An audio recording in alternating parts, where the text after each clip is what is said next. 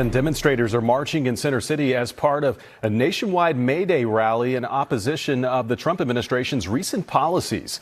Thank you for joining us. I'm Fred Shropshire. U.S. Senator Bernie Sanders led today's May Day rally in Philadelphia, drawing huge crowds at City Hall. Sanders made the stop as part of his Fighting Oligarchy tour, and he sent a message not just to President Trump, but also to his Democratic colleagues.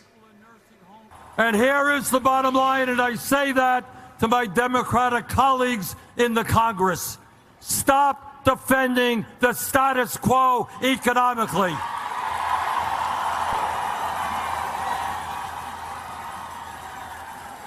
An economy in which the rich get richer and working people struggle should not be defended. The crowd then started making its way through Center City starting just after 5:30. NBC 10's Aaron Baskerville has been following the march. He joins us now from Broad and Race Streets with the latest. Aaron, a lot going on behind you. Yeah, a lot going on, Fred, right now. Things kind of took a little bit of a turn. Some of the protesters got a warning twice to vacate so they can open up Broad and Vine, and you can see some are now being put in zip ties and being led away over to a bus that's over there. We've seen at least two others being put in zip ties. So as you can see back over here, there's a line of officers here.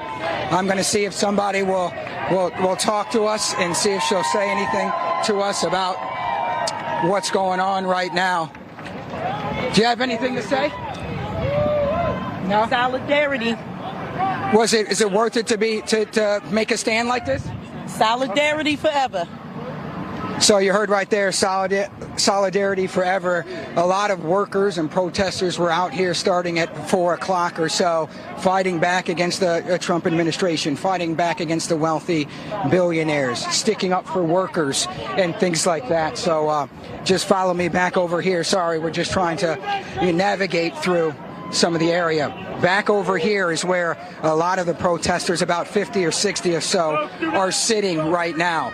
About 30 minutes ago, I can tell you that some of the protesters said, if you're not sitting with us, you guys can go home or either go to the sidewalk where others are right now. So just follow me through over here so we can give you a better view of what's happening. So obviously there's a lot of officers here. There's a bike line. This is where all the demonstrators and protesters have been sitting and chanting and trying to get their message across. And obviously they do not want to leave. They're going to stay here until they're put in zip ties and led away. So right now, at my last count, there was about 50 or 60 folks that are sitting down. I don't know if all of them are going to be taken away in custody, but this is the turn that just happened just as you were coming to me live right now.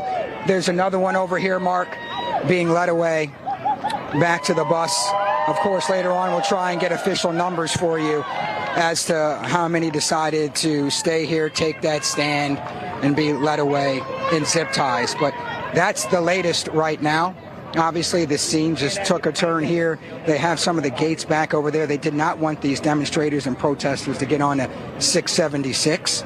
So they had gates in this area blocked off. They did that since about 3:30 or so this afternoon. But this all started with the rally down at City Hall with Senator Bernie Sanders.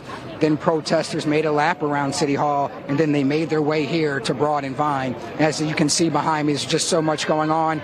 Here's another one, Stop the Billionaire Takeover. He's wearing that sign as he's being led away by officers. Over here, once again, they're just setting up perimeters. We're in the perimeter right now, so I'm going to try and get out of here and get out of the way, Fred.